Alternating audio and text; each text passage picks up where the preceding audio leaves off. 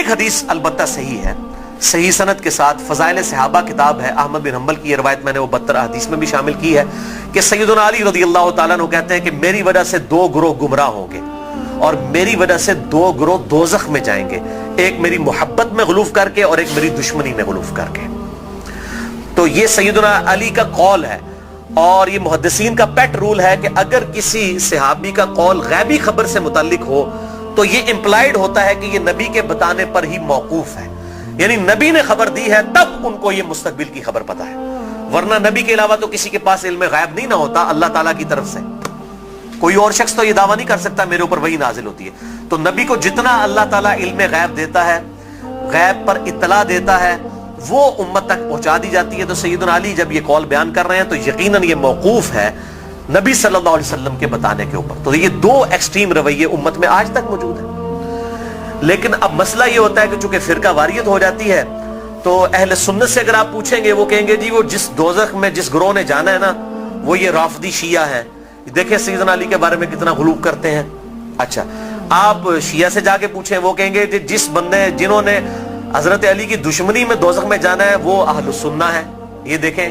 کہ یہ حضرت علی کی جب شان بیان ہونی شروع ہوتی ہے تو یہ شیعت کا فتویٰ لگا دیتے ہیں، ٹھیک ہے۔ تو یہ دونوں ایکسٹریم رویے ہیں۔ اہل سنت کے ہاں بھی ناسبی موجود ہیں جو سیدنا علی سے بغض رکھتے ہیں، آج تک موجود ہیں، اور ان کی زیادہ تر تعداد جو ہے وہ اہل حدیث اور دیوبند مکتبہ فکر کے اندر موجود ہے۔ آپ کچھ بریلیوں میں بھی ایک کا دکا دانے آنے شروع ہو گئے ہیں، اور اسی طریقے سے جو رافضیوں کی اکثریت ہے وہ اہل تشیع کے ہاں پائی جاتی ہے جو کہ سیدنا علی کے بارے میں غلو کرتے ہیں۔ اہل سنت کا درمیان میں مسلک ہے اس حوالے سے، اور اس میں وہ امام شافعی کا شعر کوٹ کروں گا ضرور، جو انہوں نے دیوان الشافعی ان کا اپنا دیوان چھپا ہوا ہے، اس میں کوئی سند کی ضرورت نہیں ہے، اور تمام ائمہ محدثین نے اپنی حدیث کی کتابوں میں اس قول کو نقل کیا ہے، اسماء الرجال کی کتابوں میں اس قول کو نقل کیا ہے۔ امام ذہبی رحمہ اللہ نے جو امام ابن تیمیہ کے شاگرد ہیں انہوں نے بھی نقل کیا، امام ابن تیمیہ نے بھی نقل کیا، اور امام ابن کثیر نے بھی، اور باقی سارے ائمہ نے، ابن حجر اسقلانی نے بھی، کہ امام شافعی فرمایا کرتے تھے ان کان رفضا حب آل محمد صلی اللہ علیہ وسلم، اگر آل محمد کی محبت کا نام رافضی یا شیعہ ہونا ہے فَلْيَشْهَدِ الثَّقَلَانِ أَنِّي رَافِضِي، تو جن و انس گواہ ہو جاؤ اس بات پہ کہ میں رافضی ہوں۔ کہ اگر سیدنا علی سے محبت کا نام شیعہ ہونا ہے اور تم مجھے بلیم کرتے ہو کہ میں علی سے محبت کیوں کرتا ہوں، آل محبت سے محبت کیوں کرتا ہوں، اس کی بنیاد پہ تم مجھے شیعہ کہتے ہو، تو گواہ ہو جاؤ میں شیعہ ہوں۔ اور میں نے اس میں پھر ایڈ کیا کہ اگر آج امام شافعی زندہ ہوتے تو میں کہتا کہ شیخ صاحب آپ میرے بھی کچھ اشعار اس میں ایڈ کر لیں۔ آپ نے تو کہا نا کہ اگر اہل بیت کی محبت کا نام رافضی یا شیعہ ہونا ہے تو میں ہوں رافضی، تو میں یہ کہتا ہوں کہ اگر نبی صلی اللہ علیہ وسلم کی محبت کا نام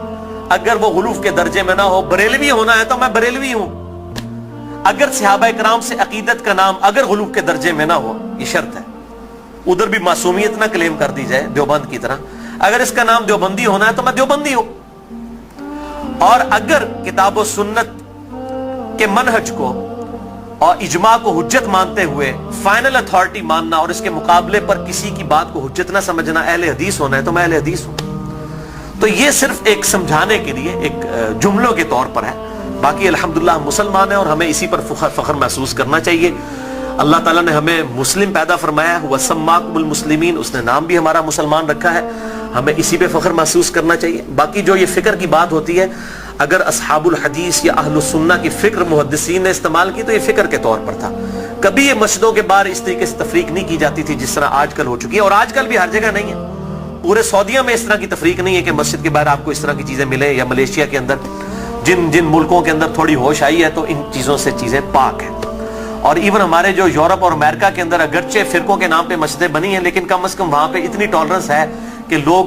تمام کے تمام لوگ ایک جگہ پہ نماز پڑھتے ہیں، ایک دوسرے کے پیچھے نماز پڑھ لیتے ہیں۔ یہ یہاں پر لعنت ہے انڈیا، پاکستان اور بنگلہ دیش کے گندے کلچر کے اندر کہ یہاں پر لوگ جو ہے وہ مطلب اس طرح فرقوں میں بٹے ہوئے ہیں کہ ایک دوسرے کے پیچھے نماز بھی نہیں پڑھتے۔ آج بھی مجھے ایک بھائی کا فون آیا، اکثر لوگ سوال کر رہے ہوتے ہیں فلاں کے پیچھے نماز ہو جاتی، فلاں کے پیچھے نماز ہو جاتی ہے۔ میں ان کو ایک ہی جملہ بولتا ہوں کہ میرے بھائی جس کو آپ کافر نہیں کہہ رہے نا اس کے پیچھے نماز ہو جاتی ہے۔ آپ نے اگر یہ اناؤنسمنٹ کرنی ہے کہ اس کے پیچھے نماز نہیں ہوتی تو اس کو پہلے کافر ڈکلیئر کریں گے۔ اگر آپ میں یہ جرت نہیں ہے نا، آپ مسلمانوں سے سمجھ رہے ہیں نا، اہل البدع سمجھ رہے ہیں, کلمہ کو مشرک سمجھ رہے ہیں, کچھ بھی سمجھ رہے ہیں, کافر کہنے کی آپ کو